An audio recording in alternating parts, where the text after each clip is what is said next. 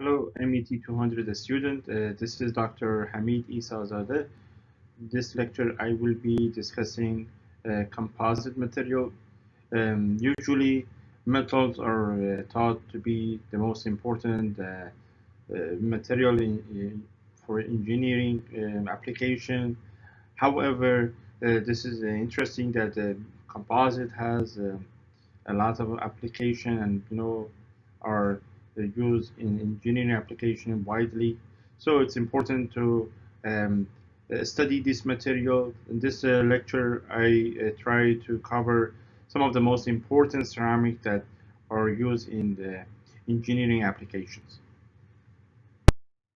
So if you go to the book, you will see chapter 9. So here is the chapter 9 in the book, and we try to address most of this material as much as possible. What is a composite material? Composite material is a system of two or more distinct phases, which the combination of these materials give you a unique property. And here we have one example. As you see, that has several material mixed together, combined together. It's like a sandwich. The top we have probably it's a rubber material, and the bottom we have fiber. So the rubber is going to be somehow softer than this fiber material. This one, the fiber is rigid. And some examples are here for you. A cemented carbide. Cemented carbide actually are combination of tungsten carbide with the cobalt binder. And then we have a rubber mixed with carbon black. Carbon black can be filler material like this picture. And then we have a wood. Wood actually is a natural composite material, and it has cellulose and lignin. Lignin is a binder that brings this cellulose together, so um, it holds the cellulose um, material. So without the lignin, the cellulose or the wood is going to be very weak. We have one question here: why composites are important? The composites are important because they can be very strong, they can be very stiff, but they are light in weight, and which gives them a good strength to weight ratio or stiffness to weight ratio, which are several times uh, greater than steel or aluminum. And these are some of the important parameters that we consider in aircraft in industry or sport equipment. So they want to have some equipment, some material that is going to be light, but their strength should be high. Here we have some property, some of the important property of the composite. Fatigue property is better than common engineering metal. We have a good toughness. Um, we can achieve a property which is not obtainable in metal or ceramic or polymer alone. Another factor um, that is important in composite industry, they have a better appearance. You can have a better control over the surface smoothness when we compare this property with the metal or polymer alone. Definitely, composite material like other materials has some disadvantage and limitations. The property of a composite is going to be anisotropic. We describe, isotropic property and anisotropic property before. Anisotropic means that the property is going to depend on the direction. Here we have one graph that shows the property, um, and the isotropic property. If you have a material that shows isotropic property, it means that the property in all direction x, y, z is going to be the same. But here, anisotropic means the property is going to change if we look at the different direction. So the composite has an anisotropic property. It can be good in some cases. It can be not desirable.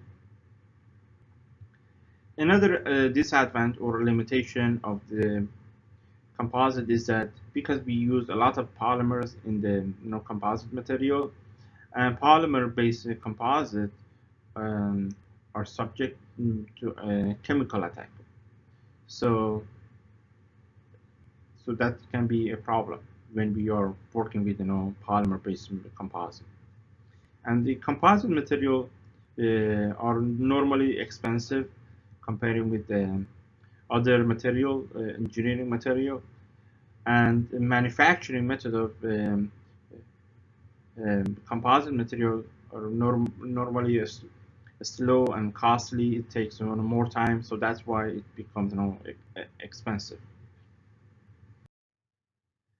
We have two classification for composite.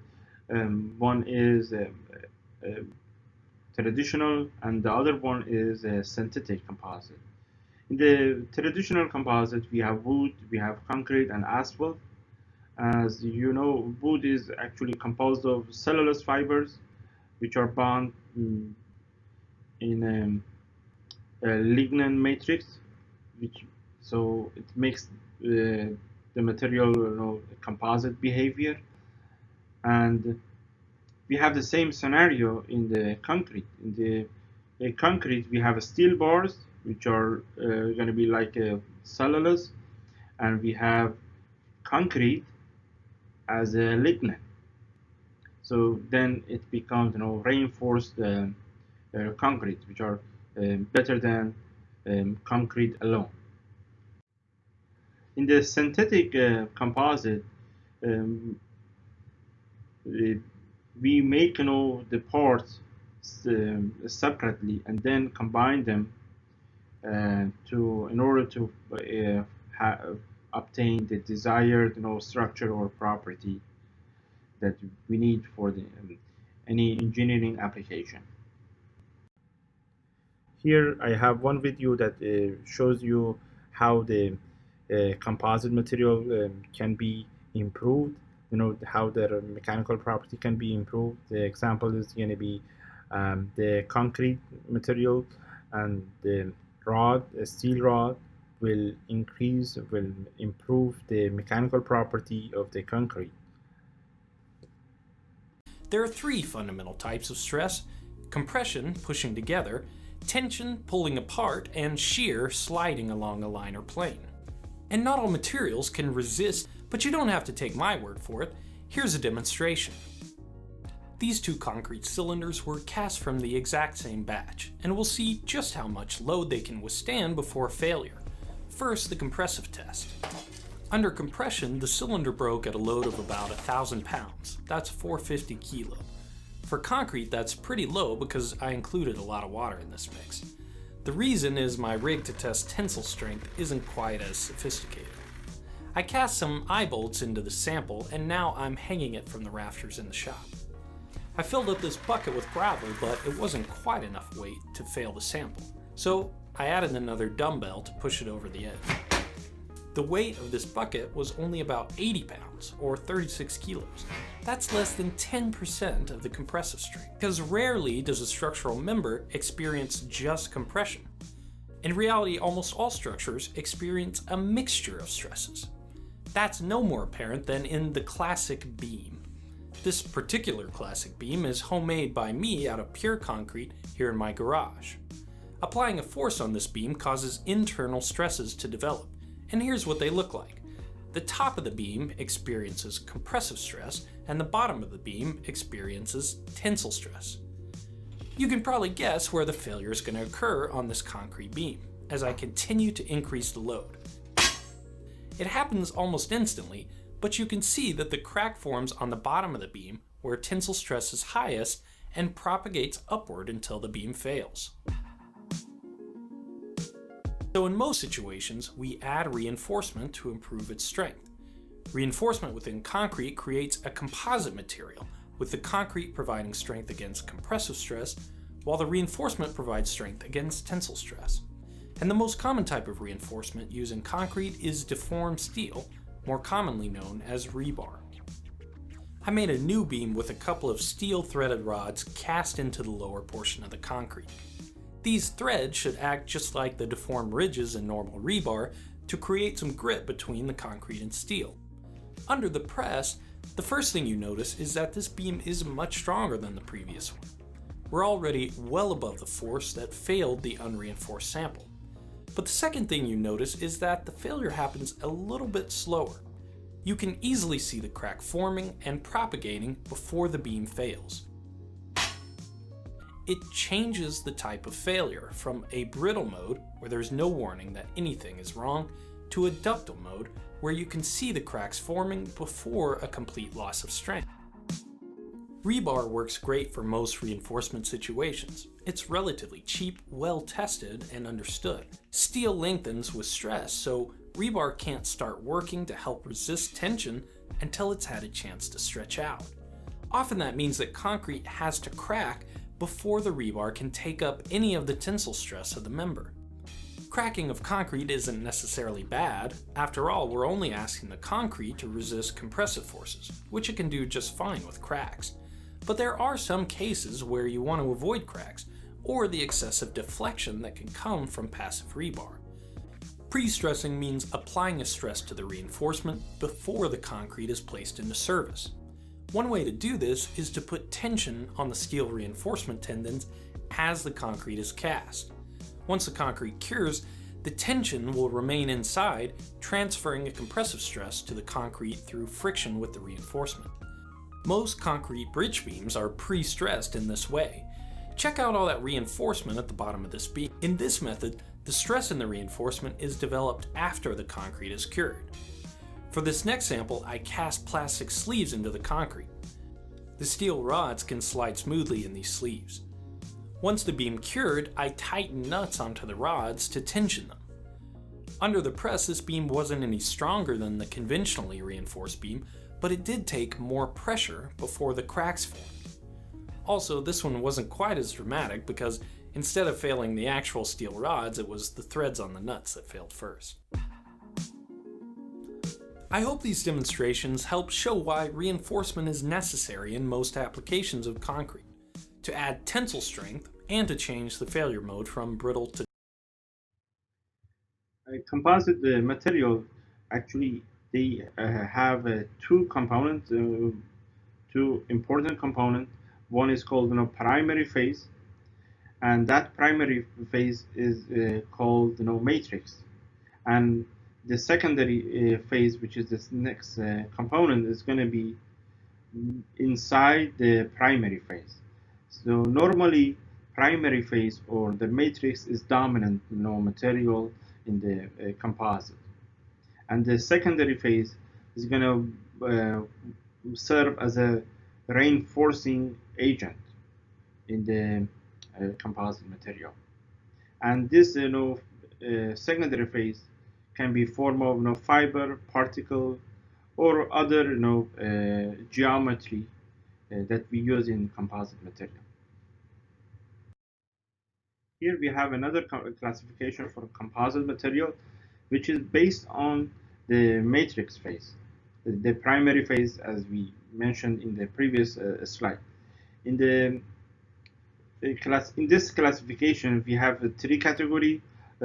First one is called metal matrix composite, which is a mixture of ceramic and metal. One example is cemented carbide, or aluminum, or magnesium, which are reinforced by fibers. Ceramic matrix composite is another category which has aluminum oxide um, or silicon carbide, which are embedded with the fiber to improve the property. Then we have PMC or polymer matrix composite, where we have a polymer resin embedded with a filler or a reinforcing agent. One example for PMC can be epoxy and polyester, which include fibers to give them good strength. And how the matrix material function in the composite material. The matrix is going to provide the bulk form of the part. Matrix, as I said before, is going to be the primary phase, and it holds the reinforcing agents or the fibers, for example, and it enclose all of them, and also it conceal them. When a load is applied, here, let me. So this the blue region is the matrix, and this part is no fiber. When a load is going to be applied, the matrix shares the load with the secondary phase, and sometimes deforms so that the stress is going to be borne by the reinforcing agents. This is how the composite will function. So it's going to take the load and share it with the fibers material or the reinforcing agents. We have various reinforcing phases or the secondary phases, as I mentioned before. uh, their function is to reinforce the primary phase, and we have different shape. Three most common types are here for you. Fiber is here, the left one. This is fiber. It's a long tube form. Then we have particle, which are sometimes spherical shape, and they have a flake shape. This part. Here, let's look at the first uh, type, which is fibers, and they have a um, normally circular shape in the cross section. The diameter is going to be between 0.0025 millimeter up to 0.13 millimeter. So it can be very tiny in diameter, and this can provide a good strength enhancement for the composite material.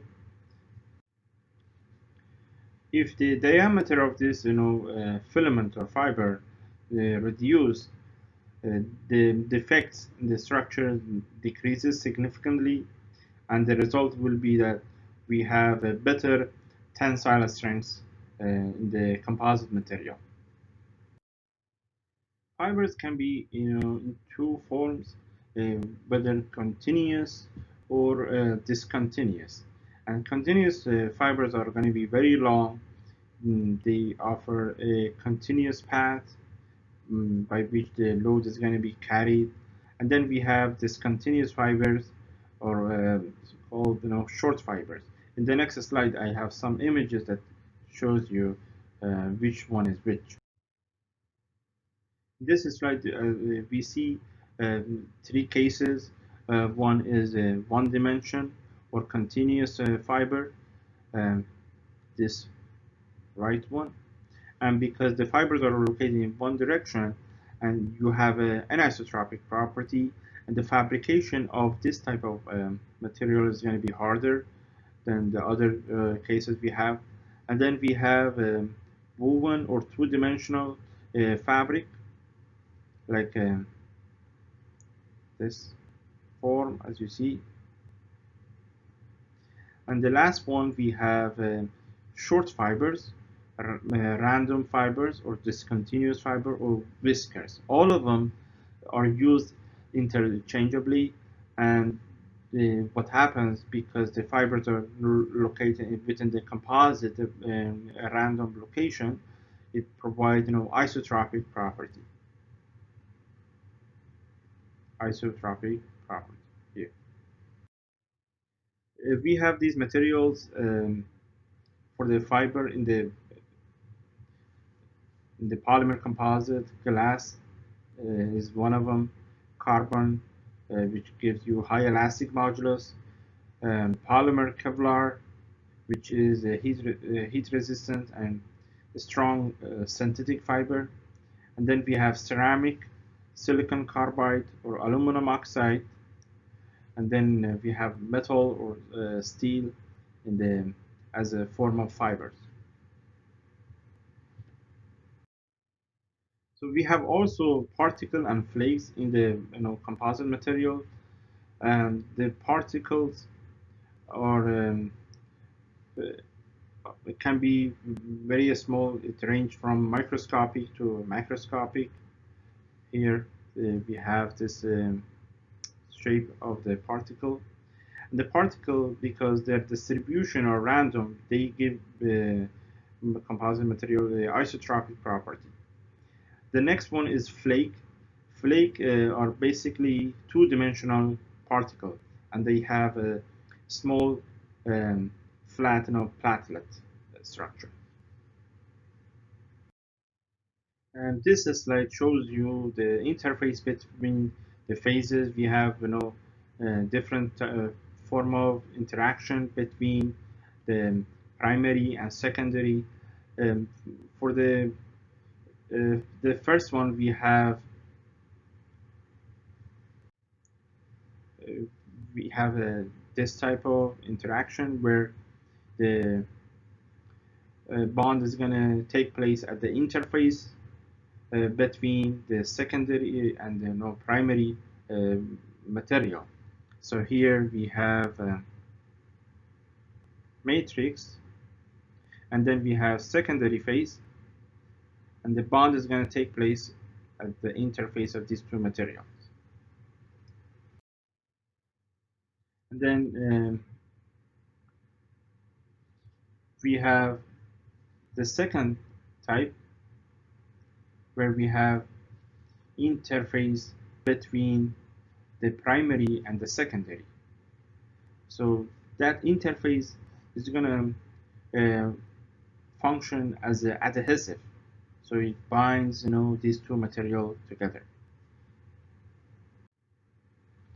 Also, it is possible to have this type of configuration where we have a solution of primary and secondary phases at their boundary. So here we have a solution.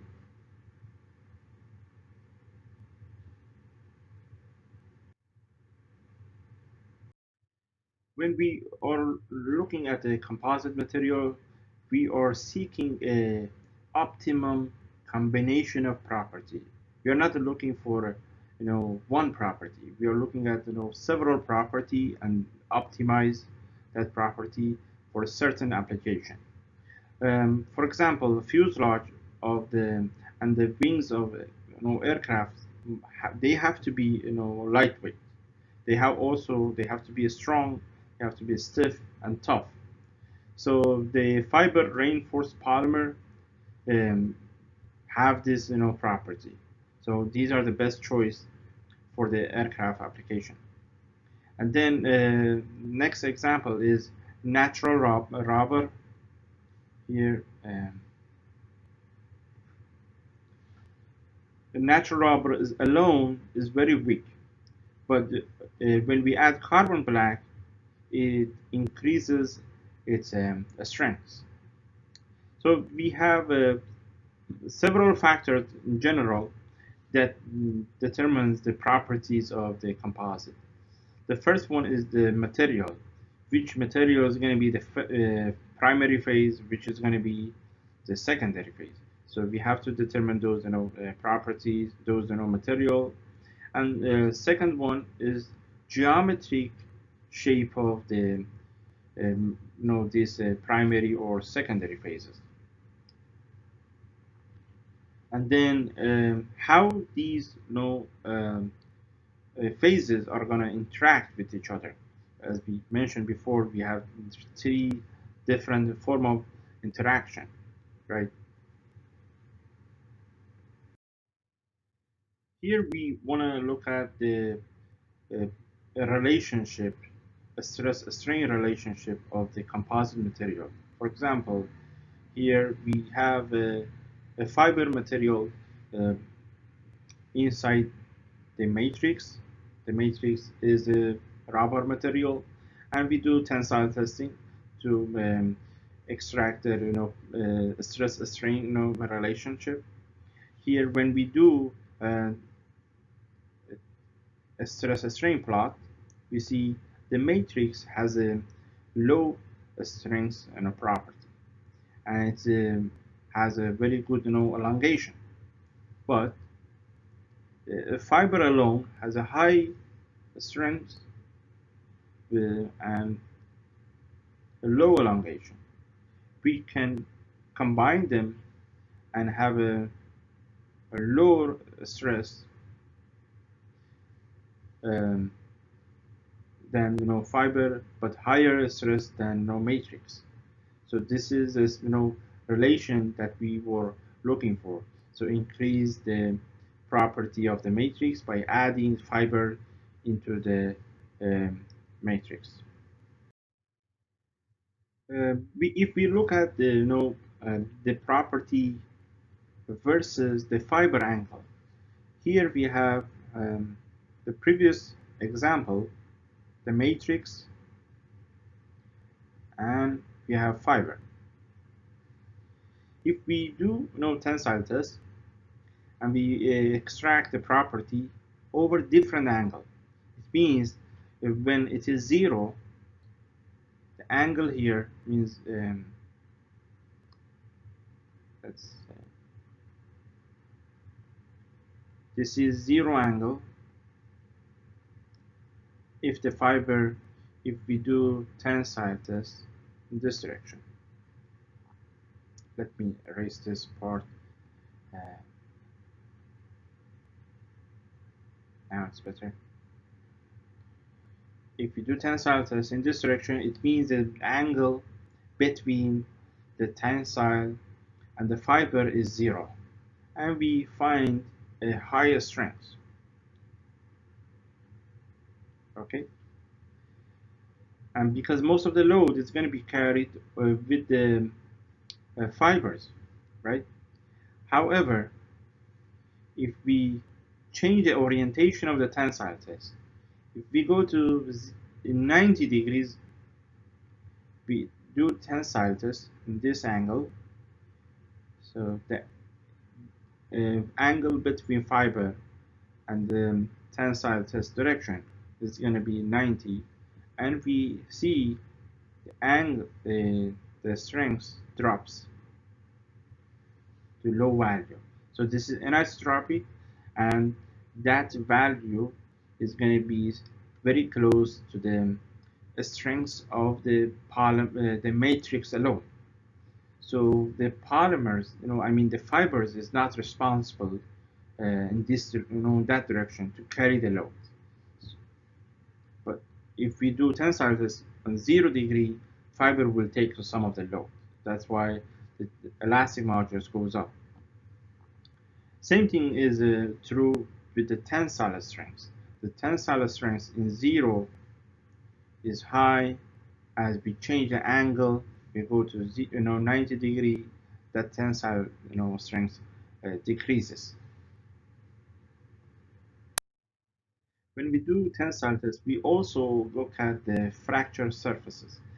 Here we have two surfaces, and the left one is the fracture surface of a glass fiber reinforced epoxy. These are glass fiber, and these are the epoxy material.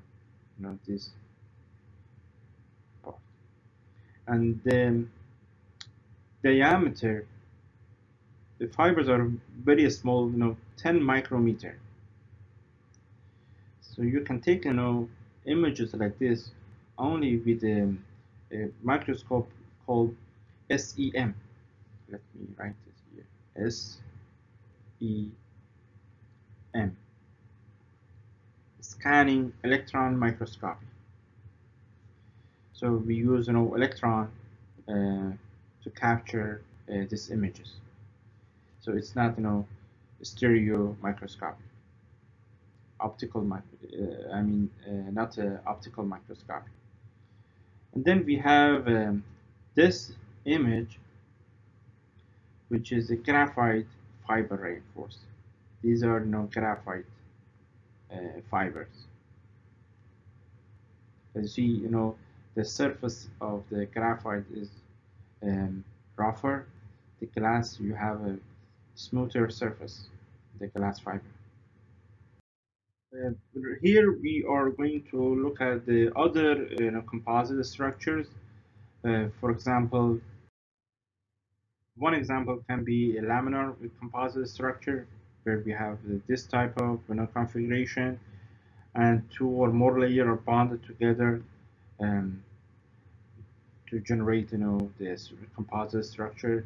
One example is plywood, where we have the same wood, but they oriented in different direction. Their grain are oriented in different direction, which gives you um, good strength overall.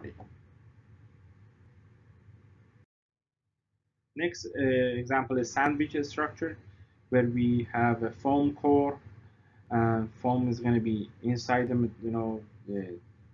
the top and bottom layer, and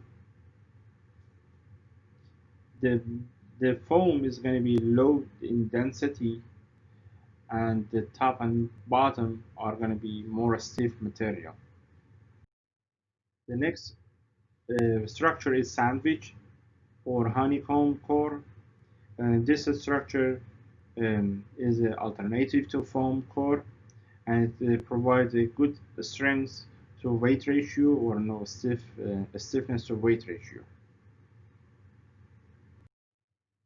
Also, we have other type of other laminar composite structure, um, FRP, or a fiber reinforced plastic panel for aircraft, or for boat. Other product or for other product are used. Also, we have printed circuit board, which are layers of reinforced copper and plastic, which gives you a good electrical conductivity as well as insulation. And the snow ski that has layers of metals, and then it has phenolic plastic. The windshield is interesting, has three layers. The two layers on top and bottom are glass, and the middle we have a tough plastic, and the combination of these three gives you a windshield glass that is resistant to harsh hot temperature and low temperature. The composite material can have a different type of matrix. One is the metal matrix, which is MMC, and then we have ceramic matrix, CMC, and we have a polymer matrix composite, which are PMC.